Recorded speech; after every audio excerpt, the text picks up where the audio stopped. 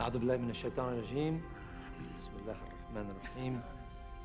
In the name of God, the merciful, the compassionate, brothers, sisters, what is the greatest threat facing Islam today? American aggression in the Middle East. The Zionist occupation of Palestine. These are merely symptoms of a greater disease. The real threat is in our hearts.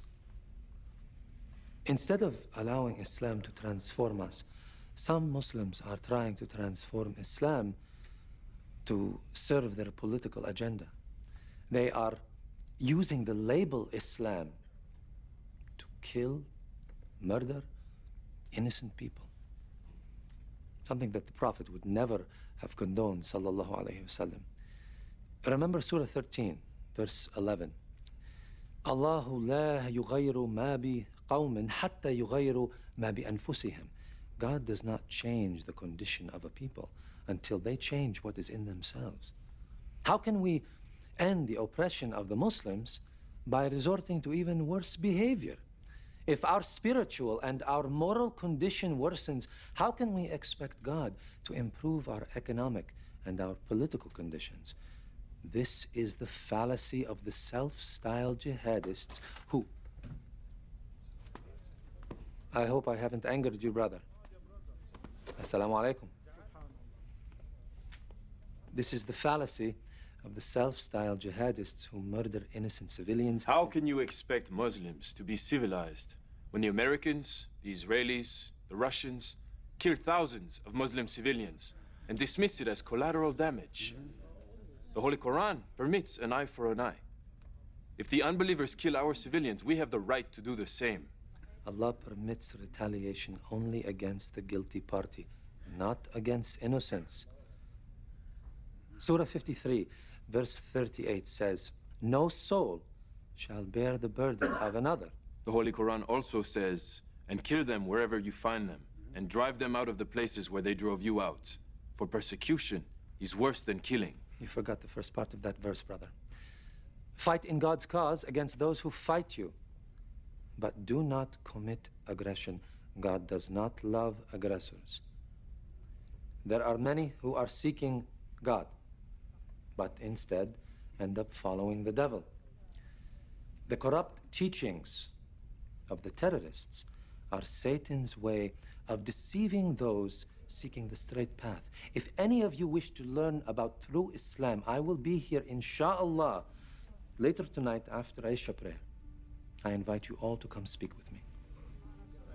Assalamu alaikum.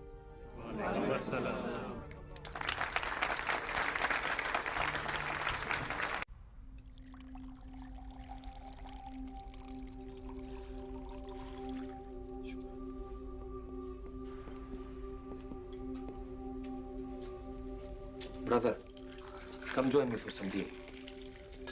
Your aide said you were expecting me.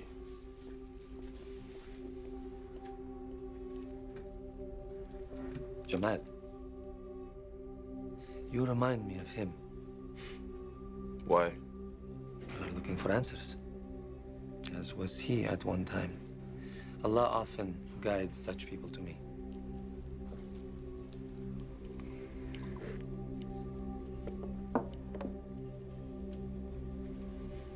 What you said tonight Troubled you?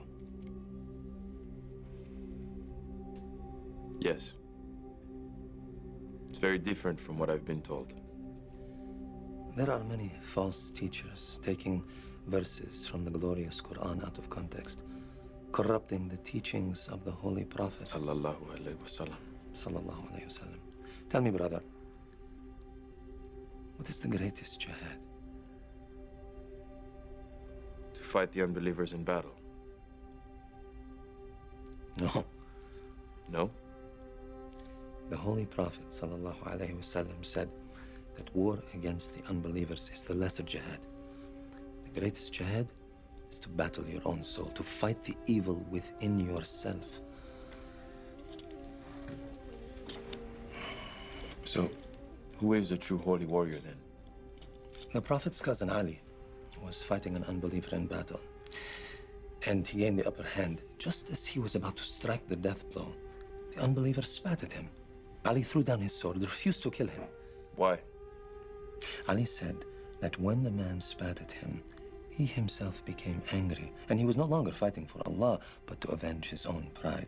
He knew that if he killed that unbeliever out of anger, rather than out of a desire for justice, he would be a murderer in the eyes of Allah on Judgment Day. That, my brother, is a true holy warrior.